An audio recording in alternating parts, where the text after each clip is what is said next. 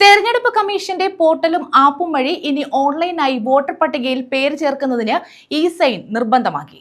സ്വന്തം ആധാറുമായി ബന്ധിപ്പിച്ച ഫോൺ നമ്പർ ഉപയോഗിച്ച് മാത്രമേ ഇനി മുതൽ ഓൺലൈനായി വോട്ടർ പട്ടികയിൽ പേര് ചേർക്കാനും നീക്കം ചെയ്യാനും തിരുത്തൽ വരുത്താനും കഴിയുകയുള്ളൂ.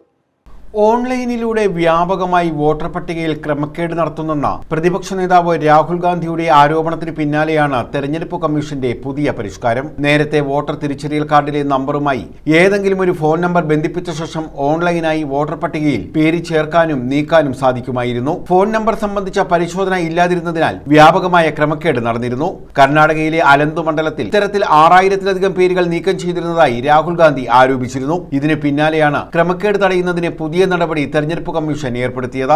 വോട്ടർ പട്ടികയിൽ പേര് ചേർക്കുന്നതിന് ഫോം 6 പൂരിപ്പിക്കേണ്ടതാണ്. വോട്ടർ പട്ടികയിൽ പേര് ചേർക്കുന്നതിന് എതിർക്കുന്നതിനും പേര് നീക്കം ചെയ്യാനും പൂരിപ്പിക്കേണ്ടത് ഫോം 7 ആണ്. തിരുത്തൽ വരുത്തുന്നതിന് പൂരിപ്പിക്കേണ്ട ഫോം 8 ആണ്. ഈ ഫോമുകളിലെയും നടപടിക്രമങ്ങൾ പൂർത്തിയാക്കുന്നതിനാണ് ഇ-സൈൻ കേന്ദ്ര തെരഞ്ഞെടുപ്പ് കമ്മീഷൻ നിർബന്ധമാക്കിയത്. ആധാറുമായി ബന്ധിപ്പിച്ച മൊബൈൽ നമ്പർ ഉപയോഗിച്ച് മാത്രമേ ഇനി മുതൽ ഈ നടപടിക്രമങ്ങൾ പൂർത്തിയാക്കാൻ സാധിക്കുകയുള്ളൂ. News desk.